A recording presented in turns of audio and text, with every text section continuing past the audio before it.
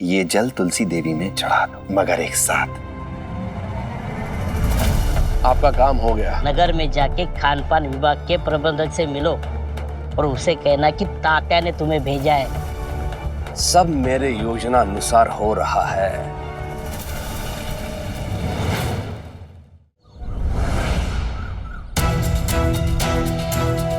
केशव, बर्दाश्त की भी अभी हद होती है। दोबारा तुमने मुझे छुआ ना, मैं भूल जाऊंगा कि तुम मेरे दोस्त हो। याद रखने वाली दोस्ती तो तब होती तात्या जब तुमने मुझे ये धोखा ही नहीं दिया होता। केशव, अब भी वक्त है, चुप हो जाओ, वरना वरना क्या वरना क्या वरना क्या?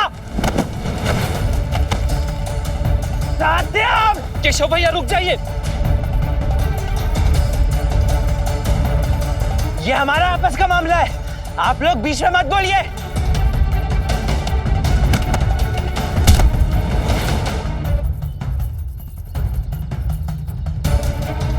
चंदू, जल्दी जाओ, पाटिल जी बाईजा को बुला के लाओ। हाँ, अभी लाता हूँ।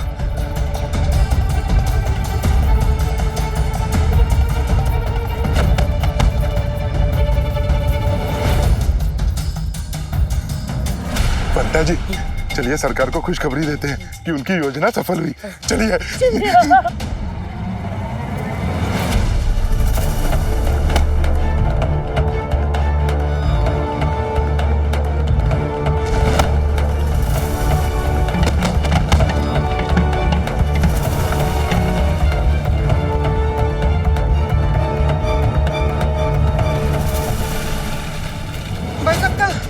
भाई सक्का, जल्दी चलिए, केशव और तात्या आपस में लड़ रहे हैं।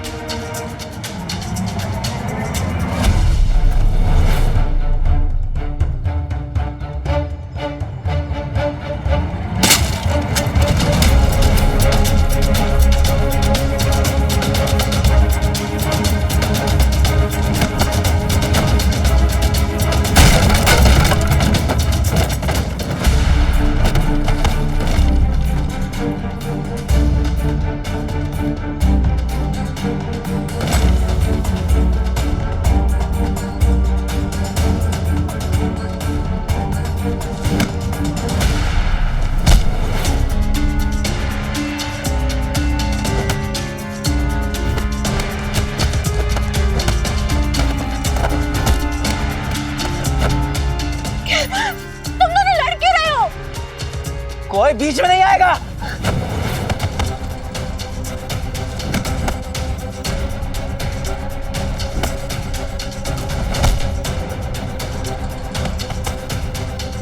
अब इन्हें केवल साई ही रोक सकते हैं। चल।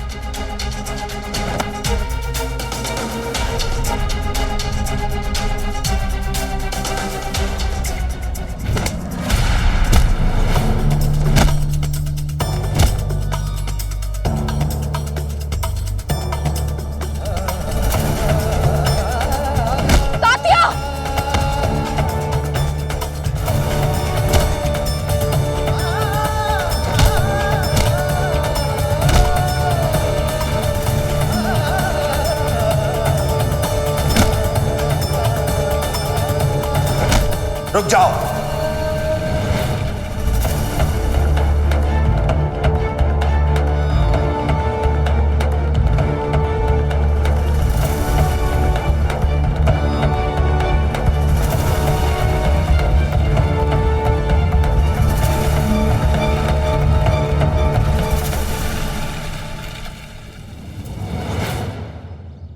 झूठा है तू, धोखेबाज है तू, झूठा है तू, धोखेबाज है तू।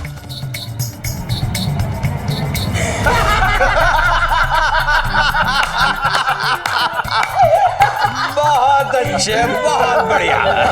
सरकार, ऐसे ही दोनों के बीच में लड़ाई हो रही है। दोनों के दिलों में एक दूसरे के लिए इतनी नफरत की आग भरी है, अगर किसी ने बचाव की कोशिश की तो वो भी मार खाएगा।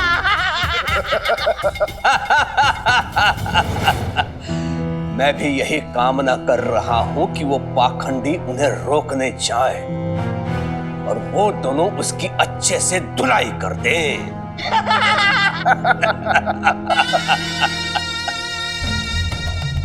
हरिओम हरिओम।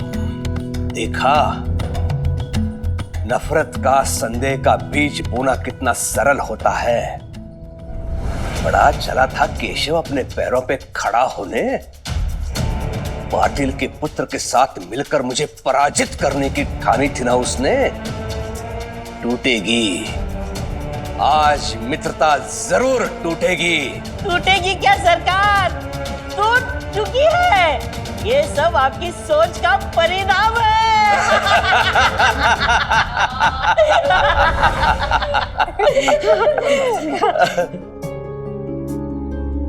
मुझे तो यकीन ही नहीं हो रहा है कि सरकार अपने बेटे के साथ ऐसा भी कर सकते हैं। हे खंडोबा, इस मुश्किल की घड़ी में केशव और तात्या को साथ रहने की सहनशीलता प्रदान कीजिए। रामकृष्ण हरि, रामकृष्ण हरि।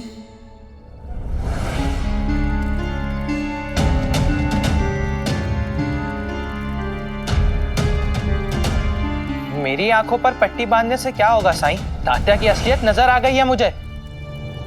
असलियत हमेशा वो नहीं होती जिसे तुम असलियत मान लो, समझे? क्या मैंने तुम दोनों से दोबारा बहस करने के लिए कहा? नहीं ना। तो जितना कहा है उतना ही करो, समझ गए? हाँ साईं, मगर आंखों पे पट्टी बांधकर क्या कर सकता है कोई? गिर सकता है। जी? हाँ, ठीक सुना तुमने केशव, गिर सकता है। मैं चाहता हूं कि तुम गिरो और तात्या तुम्हें संभालेगा। तुम्हें गिरना है बेझिझक, बिना किसी संदेह के, बिना किसी संकोच के, ठीक वैसे ही जैसे गिरने पर तुम्हारा कोई वश नहीं होता। लेकिन क्यों साईं? इससे क्या हासिल होगा? और अगर ऐसे गिरा तो मेरा तो सर ही फूट जाएगा। जितना कहा है उतना करो, तात्या तुम्हें चोट नहीं लगने देगा।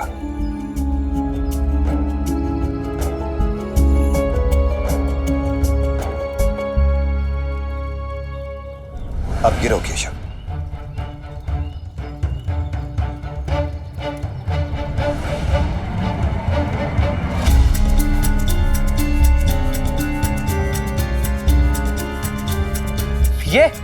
ये तात्या, ये नहीं बचा पाएगा मुझे। ये मुझे समय पे पकड़ने से रहा।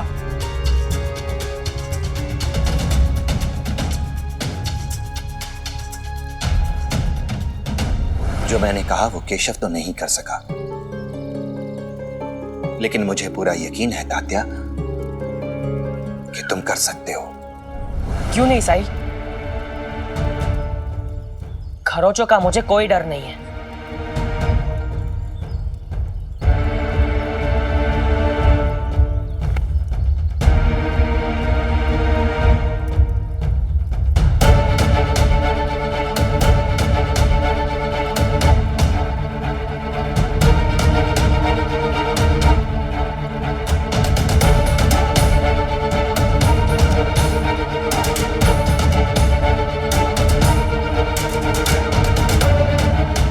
अब गिरो तात्या।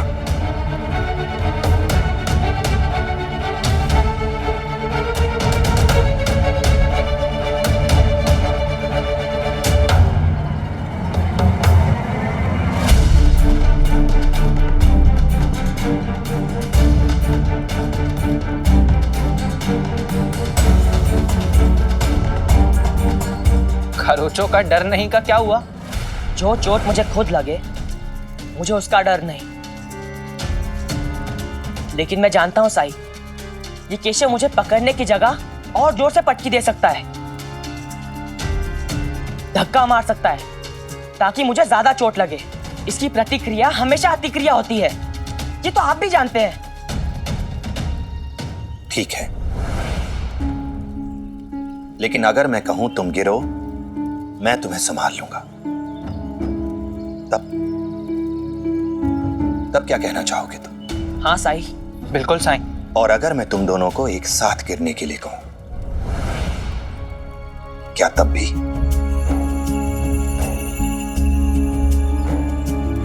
बेशक साई। निसंदेह। एक बार फिर से सोच लो। हो सकता है तुम दोनों के एक साथ गिरने पर मैं किसी एक को ही संभाल पाऊं। मैं फिर भी तैयार हूं साईं। आप पर पूरा भरोसा है साईं।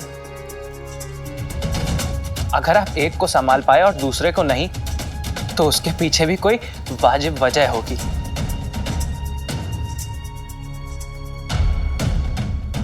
तो ठीक है, शुरू करते हैं।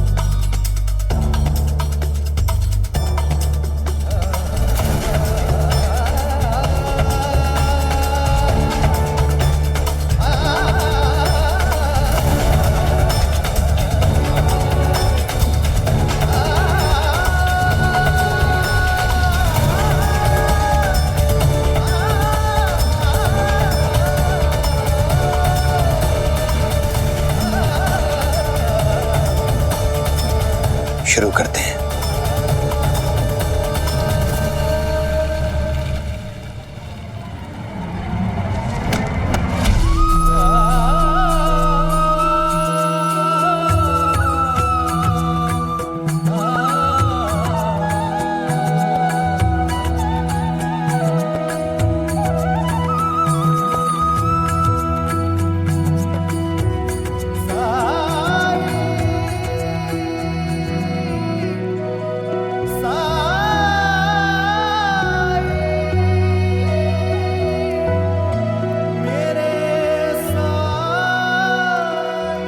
साईं, अब आपने जो भी किया उसका मतलब तो समझाइए।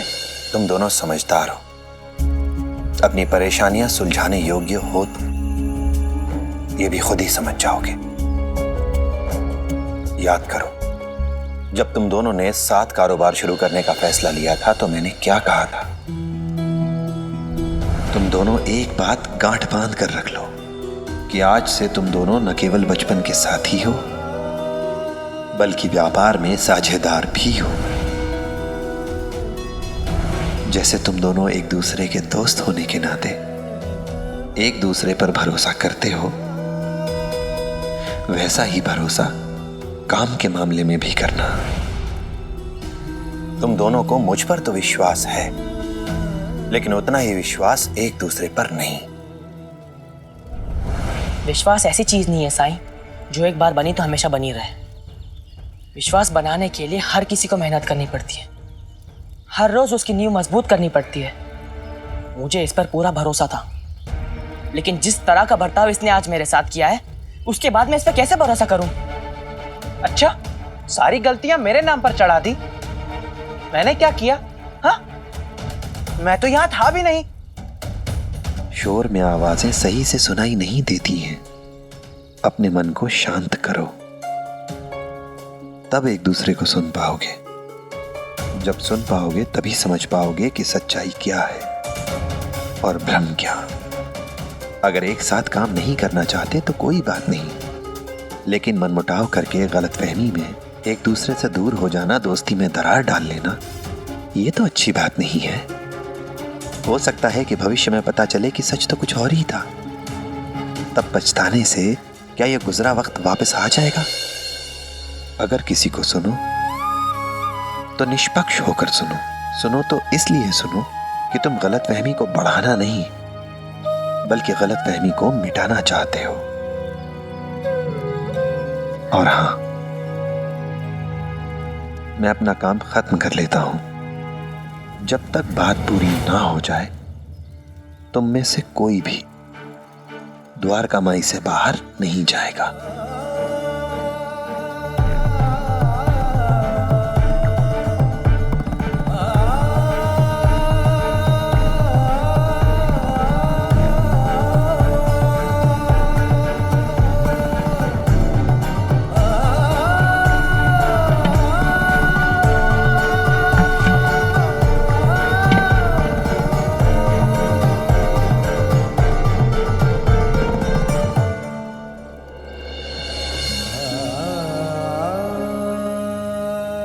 हो गया है।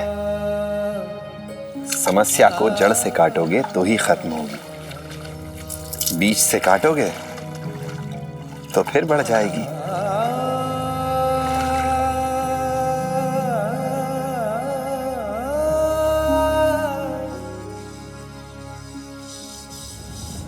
साईं ने सही कहा, बात की जड़ तक जाना चाहिए। और मेरे गुस्से की जड़ यह है कि तुमने मुझसे बिना बात किए सब्जियां पहुंचाना बंद क्यों कर दिया? तुम कैसी बात कर रहे हो केशव? मैं काम क्यों बंद करूंगा? हाँ, शुरू में तुम नहीं थे, मुझे थोड़ी तकलीफ हुई, मुझे लगा मैं अकेला पड़ जाऊंगा, लेकिन जब तुमने गिरधारी को भेजा तब मेरी बहुत बड़ी मदद हो गई। गिरधारी? कौन गिरधारी? मैं तो किसी गिरधारी को नहीं जानता, और ना ही मैंने किसी को तुम्हारी मदद के लिए भेजा था तात्या। अरे पर उसने तो कहा था कि तुमने भेजा है उसे, और तुम्हारे जाने के अगले दिन ही वो आ गया था। नहीं तात्या, मैंने किसी को नहीं भेजा। अगर मैं भेजता तो अब मुकरता क्यों? पर उसने तो कहा था कि वो तुम्हारे मामा का पड़ोसी है और तब से सब्जियां वही पहुंचा रहा है। कुछ तो गड़बड़ है तात्या। मेरे मामा के घर के आसपास कोई गिरधारी नाम का आदमी नहीं रहता, और अगर रहता भी हो तो भी मैंने उसे तुम्हारे पास नहीं भेजा। एक तो तुमने 15 दिनों से सब्जियां बेचनी बंद कर दी, फिर अचानक से तुम्हारा साझेदार, उसका सहायक गिरधारी मेरे पास आता है और कहता है कि आज से हम सब्जियां नहीं भेजेंगे। तात्या, मुझसे उस प्रबंधक ने कहा था कि हमने किसी से ये संदेशा भिजवाया कि अब हम सब्जियों की आपूर्ति नहीं करेंगे, और मुझे गिरधारी ने आकर कहा कि वो प्रबंधक हमसे सब्जी नहीं लेना चाहते।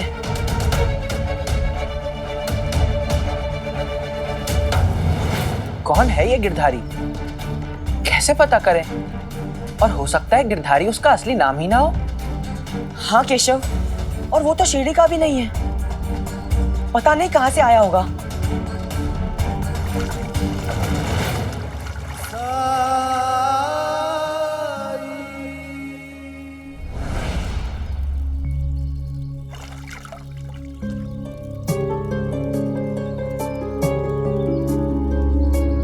साईं, आपने सही कहा था, गलतफहमी ही निकली।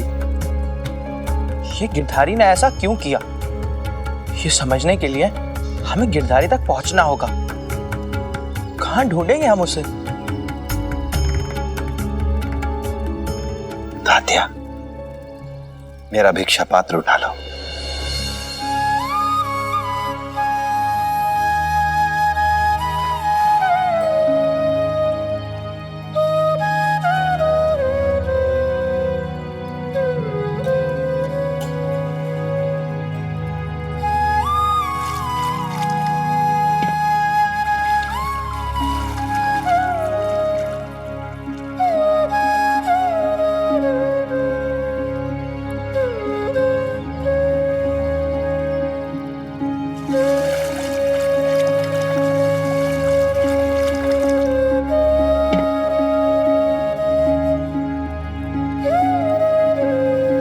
काम करो, ये जल तुलसी देवी में चढ़ा दो, मगर एक साथ।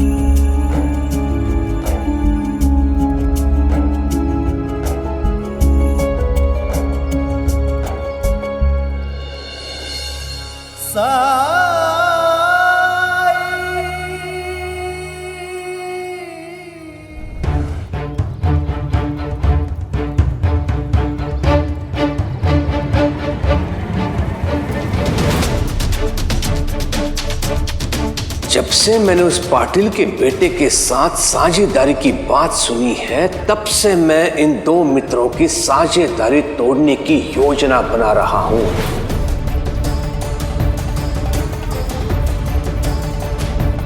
दो मित्रों के बीच मनमुटाव के बीच बोने होंगे मुझे।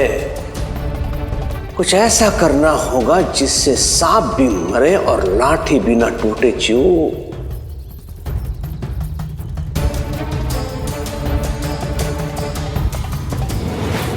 ये ताते जी कहाँ रहते? जी मैं ही तात्या हूँ। नमस्कार, मेरा नाम गिरधारी है। मुझे छोटे सरकार यानी कि केशव जी ने आपके पास भेजा है नगर में सब्जियां पहुंचाने के लिए। उन्हें आने में अभी 1-2 दिन और लगेंगे, तो उन्होंने मुझे यह काम सौंपा है ताकि आपको तकलीफ ना हो।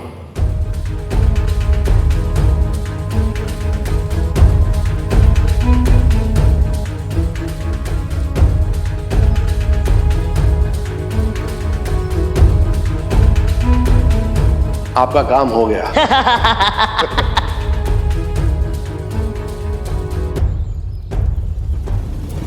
सुनो, नगर में जाके खान पान विभाग के प्रबंधक से मिलो और उसे कहना कि तात्या ने तुम्हें भेजा है, ये कहने के लिए कि वो अब उसके साथ काम नहीं करने वाला। सब मेरे योजना अनुसार हो रहा है।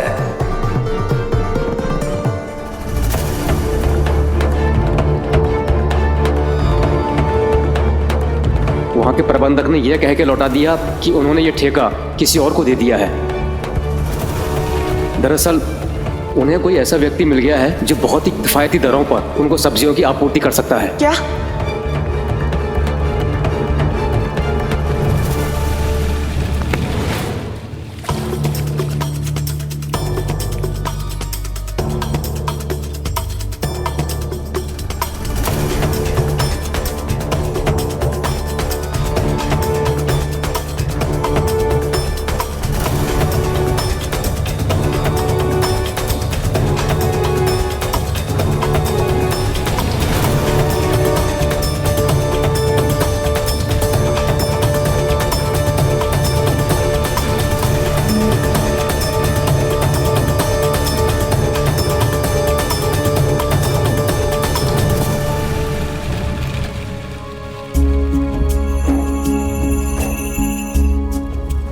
दादा लो मुंह मीठा करो। कुलकर्णी सरकार,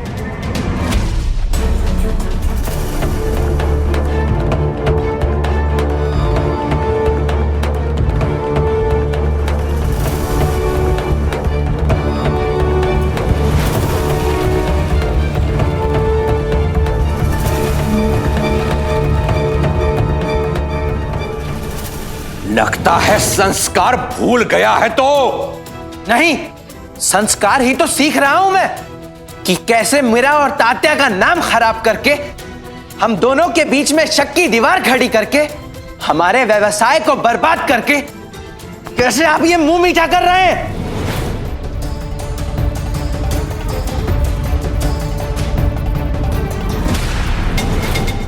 हरिओम, इसे सब ज्ञात हो गया। केशव, मां आज आप मुझे नहीं रोकेंगी, बिल्कुल नहीं। मर्यादाएं टूटती है तो टूटने दीजिए, क्योंकि जिन मर्यादाओं का इस्तेमाल अपने स्वार्थ के लिए किया जाता हो, उन मर्यादाओं को तोड़ना ही अच्छा होगा। पहले मुझे लगता था कि हिरण्यकश्यप और प्रहलाद की कहानी झूठी होगी। एक पिता अपनी संतान के साथ ऐसा कभी नहीं कर सकता। लेकिन आज मुझे पता चला कि हिरण्यकश्यप तो आज भी जिंदा है, वो भी मेरे अपने घर में,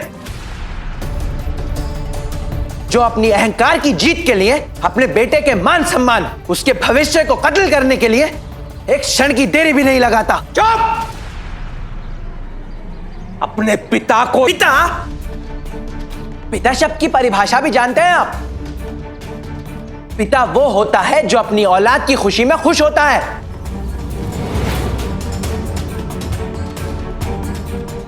जो अपनी संतान को कामयाब बनाने के लिए अपनी एड़ी चोटी का जोर लगा देता हो। बताइए, वो इंसान अपने आप को पिता कैसे कह सकता है जो अपनी बेटी की बर्बादी की साजिश करता हो?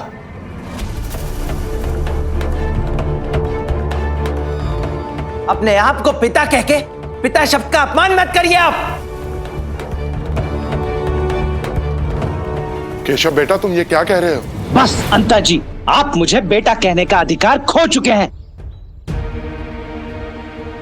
मैं जानता हूं तुम दोनों कुलकर्णी सरकार के चमचे हो, लेकिन यह मत भूलो कि मुझे बचपन में तुम लोगों ने गोद में खिलाया है। कम से कम उस रिश्ते का तो लिहाज रख लेते। केशव, यहां पे सब लोग तुमसे बड़े हैं। अगर इनका सम्मान नहीं कर सकते तो तुम्हें इनका अपमान करने का भी कोई अधिकार नहीं है। सम्मान बड़ा या छोटा होने से तय नहीं होता। सम्मान उसका होता है जिसमें बड़प्पन हो, और यहां ऐसा कोई भी नहीं है। आप बहुत बड़े साहूकार हो सकते हैं, बहुत बड़े मुखिया हो सकते हैं, लेकिन आप एक अच्छे इंसान बिल्कुल नहीं है। आप एक असफल पति हैं, एक असफल पिता हैं, और यह तो मैं पहले से ही जानता था। लेकिन मुझे एक उम्मीद थी कि आप बदलेंगे, आपका यह स्वभाव बदलेगा। लेकिन मेरी इसी उम्मीद का गलत फायदा उठाया आपने। जब मैंने आपसे व्यवसाय करने की बात की तो आपने उस पर झूठी खुशी जाहिर की। मुझे समर्थन देने का दिखावा कर कर मेरी भावनाओं से खेला है आपने। लेकिन आज जो मेरी बची कुछ उम्मीद थी उस पर भी आपने पानी फेर दिया। बस बस केशव, तुम दादा से ऐसे बात नहीं कर सकते। कोई भी नहीं कर सकता। उन्होंने जो कुछ किया है तुम्हारी भलाई के लिए किया है। उस पाटिल के बेटे के चंगुल से तुम्हें छुड़ाने के लिए किया है। मेरी भलाई के लिए आत्या? इन्होंने अपने जीवन में अपने अलावा किसी और के बारे में सोचा है कभी? जब से मैंने होश संभाला है तब से ही उसी क्षण से मुझे इनकी सच्चाई पता चल गई थी। अपना पैसा, अपनी इज्जत, सब कुछ अपना, यह इनकी वास्तविकता है। और आपके भाई आपके साथ इसलिए अच्छा व्यवहार कर रहे हैं क्योंकि आज तक आप उनके कभी विरुद्ध नहीं गई। आपने हमेशा वैसा ही किया है जैसा आपके दादा ने चाहा है। लेकिन मैं आपको यह लिख कर देता हूं आत्या, जिस दिन आपने अपनी मर्जी का कुछ किया ना, यह आपके भी विरुद्ध हो जाएंगे।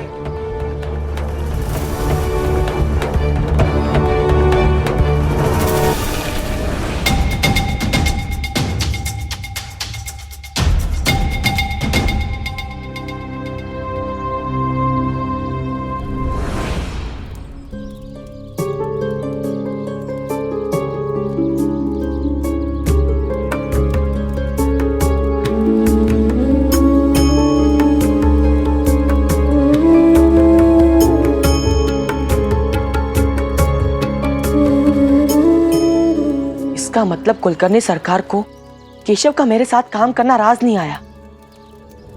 शायद। मतलब वो हम दोनों को कभी एक साथ काम करने नहीं देंगे। और अगर हमने भविष्य में कोई नया व्यापार शुरू किया तो दोबारा वो कोई चाल चलकर काम बंद करा देंगे। फिर हम क्या करेंगे साईं? साईं, आप कुछ बोल क्यों नहीं रहे? चुप क्यों हैं आप? वो देखो तात्या,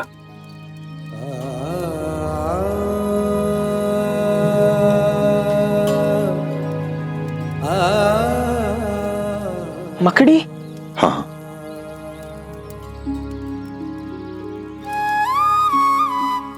जानते हो तात्या, इसने जाला बनाने की कितनी कोशिश करी ताकि ये उसमें रह सके। सबसे पहले इसने बाहर उस पेड़ पर जाला बनाया था,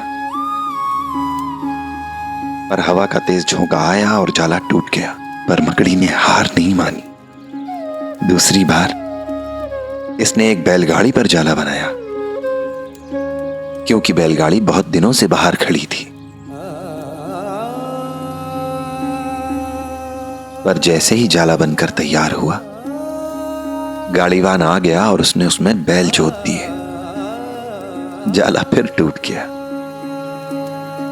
पर मकड़ी ने हार नहीं मानी। और देखो,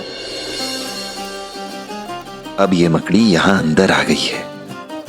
फिर से अपना जाला बुनने की कोशिश कर रही है। ये फिर से अपना बसेरा बसाने का प्रयास कर रही है। मुझे लगता है इस बार मकड़ी अपनी स्थायी जगह खोजने में कामयाब रही है। इसकी मेहनत बेकार नहीं जाएगी, है ना?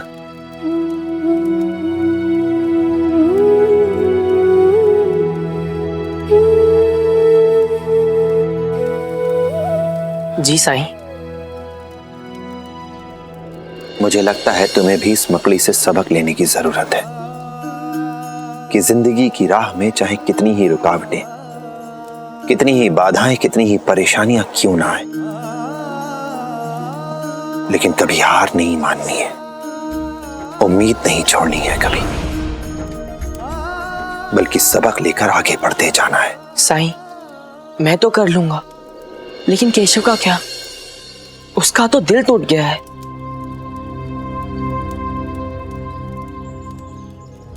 केशव के पिता ने उससे बहुत बड़ा धोखा किया है, और एक दोस्त होने के नाते तुम्हें उसे विश्वास दिलाना है कि केशव, तुम फिर से जीत सकते हो।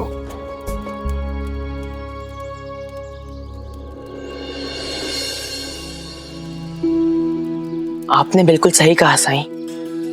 एक बार आपकी बात ना मानने की गलती कर चुका हूं, अब दोबारा नहीं करूंगा। मैं केशव के साथ हमेशा रहूंगा, फिर चाहे कुछ भी हो जाए, फिर चाहे हमें कितनी भी मेहनत करनी पड़े, कितनी भी परेशानियों का सामना करना पड़े, हम करेंगे। हम अपना कारोबार फिर से स्थापित करके रहेंगे साईं। वो कहते हैं किस्मत जिसको कर्म का फल है, जीवन में कर्म योग का मार्ग ही अटल है। जो कुछ है हाथ में तेरे एक यही पल है, अच्छे कर्म किए जाए तो जीवन सफल है। ओम साई ओम साई ओम साई ओम साई ओम साई ओम साई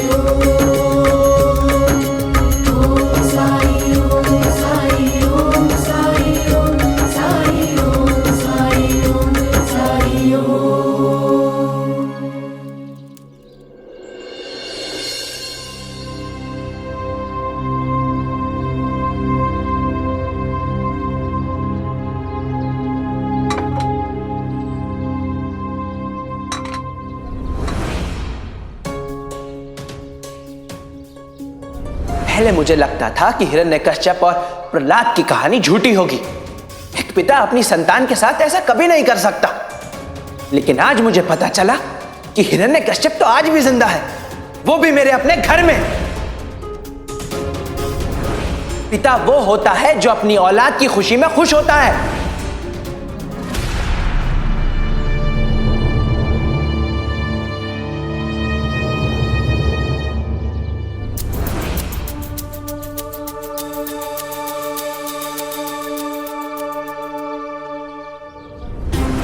केशव तो अब मेरे वश में आने से रहा।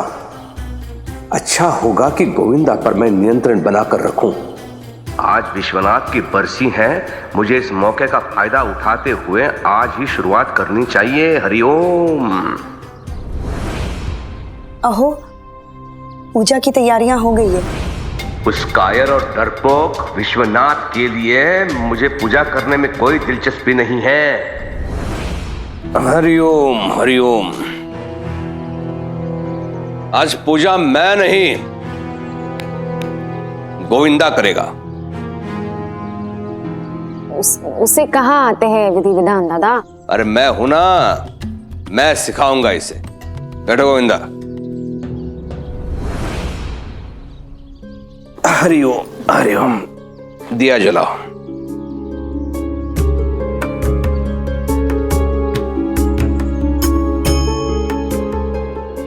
तिलक लगाओ।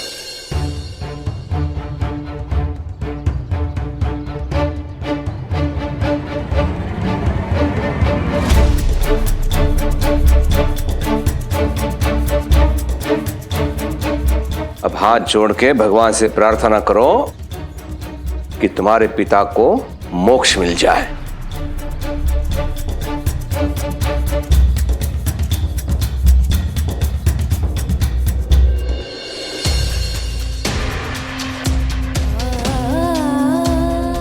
अरे नहीं नहीं नहीं, अब वट सावित्री का व्रत है मेरा, पैर छूने पड़ते हैं।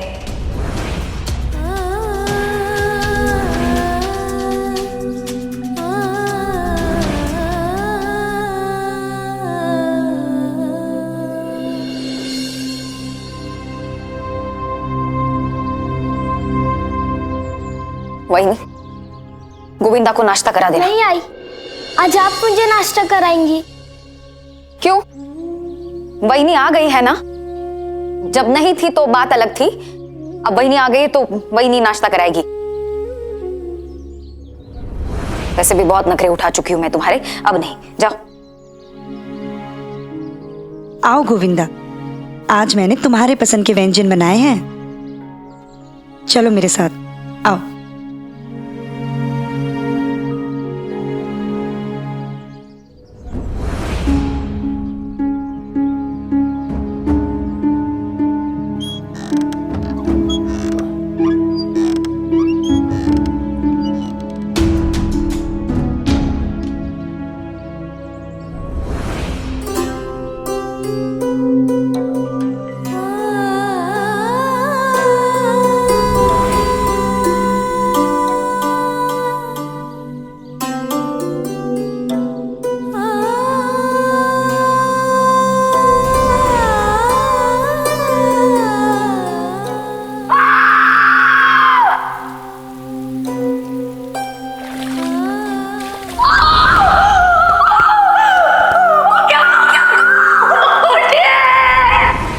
गोविंदा बिल्कुल आपकी तरह है।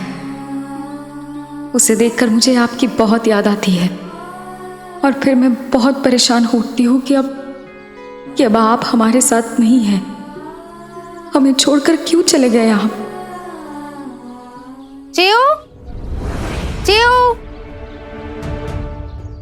चिऊ है? जी, मैं ही चिऊ हूँ।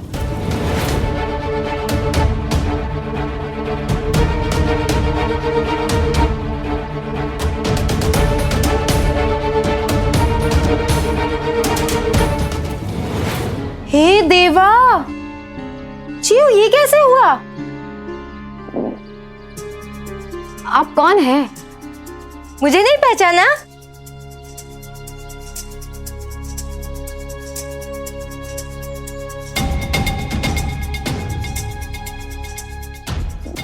वृंदा?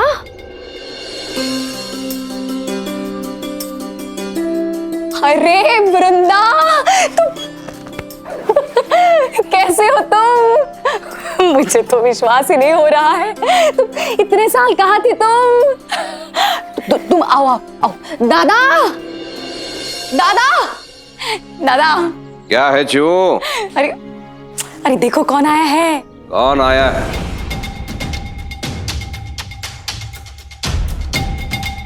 कौन है ये? अरे दादा, पहचाना नहीं? मैं वृंदा, जिसे बचपन में आप बटबोली कहते थे और चिऊ को मुझसे मिलने नहीं देते थे। ये कह करके ऐसे फटीचर लोगों से दोस्ती नहीं करते। क्या? फटीचर? अब याद आया? नहीं याद आया? अच्छा आपको वो याद है उधर? याद आया, सब कुछ याद आ गया।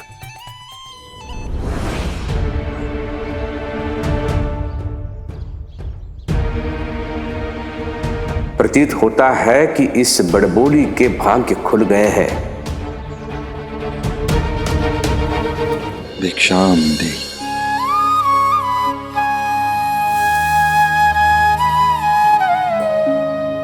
राम जी भला करें।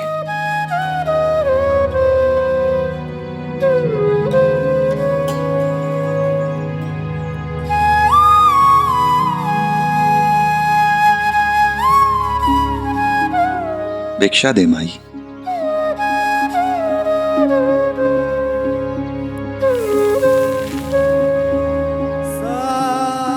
राम जी भला करे।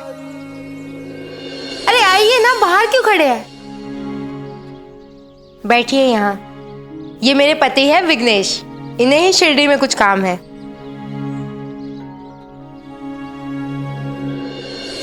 प्रणाम सरकार। हरिओम। सच कहूं तो वृंदा से पहले मैं आपसे मिलना चाहता था। वो तो इसने रोक लिया कि इसकी सहेली का घर है, इसलिए पहले ही अंदर जाएगी। मुझसे मिलना चाहते थे? क्यों? मैं निर्माण क्षेत्र के व्यवसाय में हूं और गोकुलदास जी ने मुझे शिरडी में पाठशाला के निर्माण के लिए भेजा है। इस पत्र में सब लिखा है।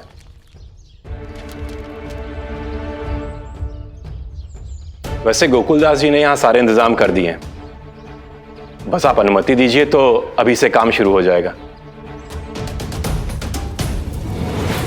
बेड़ा गर्क हो इस गोकुल दास का, क्या जरूरत थी पाठशाला बनवाने की शिरडी में? हरिओम हरिओम। किसी भी कार्य में अगर गांव का हित निहित है तो मैं उसका स्वागत करता हूं। वैसे मैं कुछ दिनों के लिए शिरडी से बाहर जा रहा हूं, लेकिन चिंता मत करिए, आपके कार्य में कोई बाधा नहीं आएगी। धन्यवाद सरकार। अब अनुमति दीजिए, लोग मेरा इंतजार कर रहे होंगे और मुझे जाकर कार्य शुरू कराना चाहिए। चले वृंदा।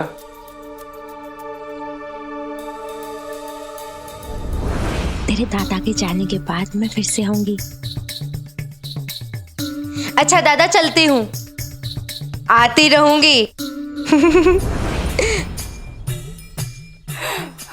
क्या फुसफुसा रही थी तुम्हारे कान में? कुछ नहीं, वो औरतों की बातें। बिल्कुल नहीं बदली है, वैसे ही है बड़बोली। इससे संभल के रहना तुम च्यू। ये ध्यान में रखना च्यू, तुम श्रेष्ठ कुल से हो। तुम्हारा मान सम्मान प्रतिष्ठा औरों से कई अधिक है। समझ रही है ना मैं क्या बोल रहा हूं? और यहां पर होगा विद्यालय का मुख्य द्वार, जिस पर एक अर्धचंद्राकार पट्टी होगी और उस पर पाठशाला का नाम लिखा जाएगा। और यहां पर गमले होंगे।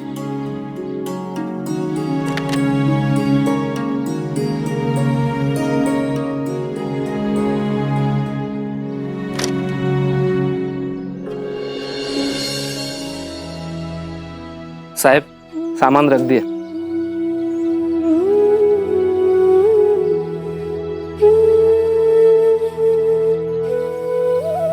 बहुत अच्छे, शुक्रिया। काका, यहाँ क्या बनने वाला है? आप लोगों के लिए नई पाठशाला। सच्ची? बिल्कुल सच्ची।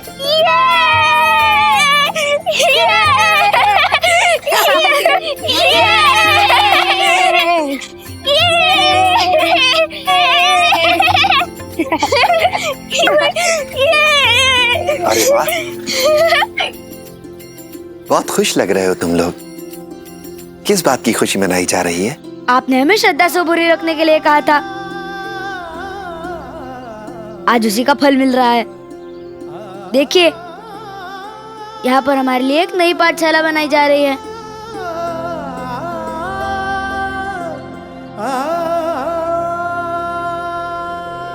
साईं,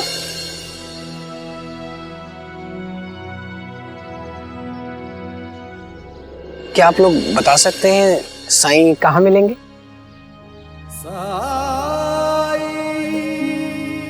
यही साई है।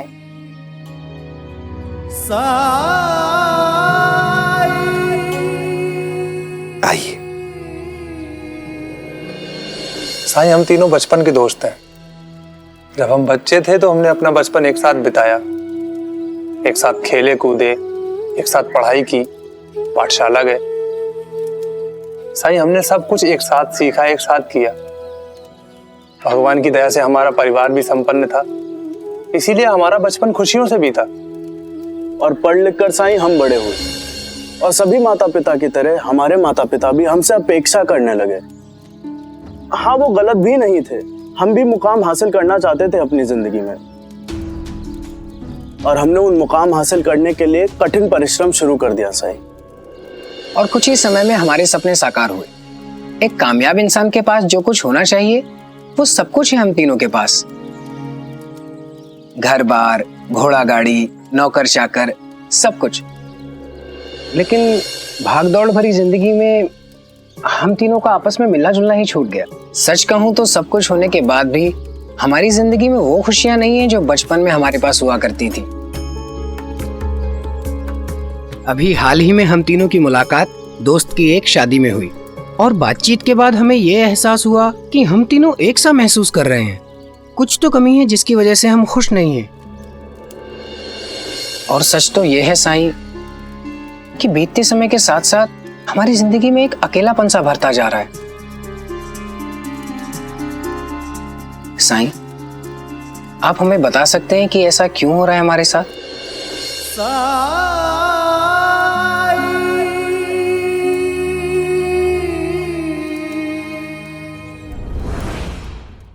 धार्मिक वीडियो सबसे पहले देखने के लिए हमारे चैनल को सब्सक्राइब करें और बेल आइकन दबाएं।